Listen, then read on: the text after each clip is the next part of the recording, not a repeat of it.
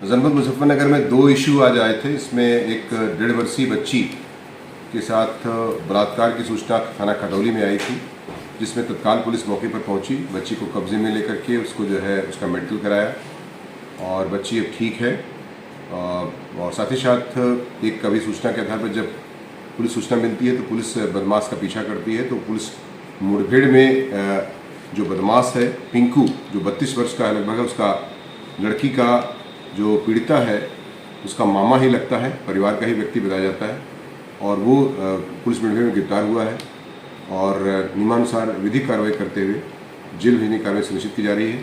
गंभीरतम धाराओं में अभियोग दर्ज कर लिया गया है तथा नियमानुसार कार्रवाई सुनिश्चित की जा रही है। इसी क्रम में दूसरा मामला एक छपार का है, इसमें एक 6 से 7 साल का बच्चा गायब हो गया था देर रात छपार में, और फिर रात भर पुलिस की 2 टीमें बनाई गई थी, इसमें एसओजी सर्विलांस भी थी और छपार थाने की थी। सीओ सदर के नेतृत्व में ये काम चल रहा था और इसमें सुबह इस बच्चे को बरामद कर लिया गया है। बच्चे से पूछताछ की, उसने बताया था कि उसके साथ कोई दुष्कर्म करने की बात सामने आई, जिसके आधार पर जो है सुकरम टाम नाम के एक बदमाश को गिरफ्तार किया गया है पुलिस मुठभेड़ में, और नियमानुसार कार्रवाई करते हुए जो भी कठोरतम धारा होती है उसमें अभियोग दर्ज कर लिया गया है तथा उसको जेल भेजने की कार्रवाई सुनिश्चित की जा रही है।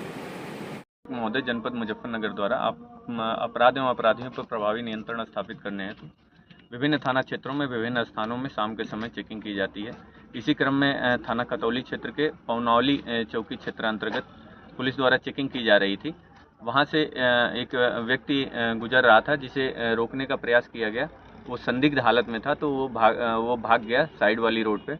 आगे जाकर के उसको फिर रोकने का प्रयास किया गया, तो उसके द्वारा पुलिस पार्टी पे फायर कर दिया गया।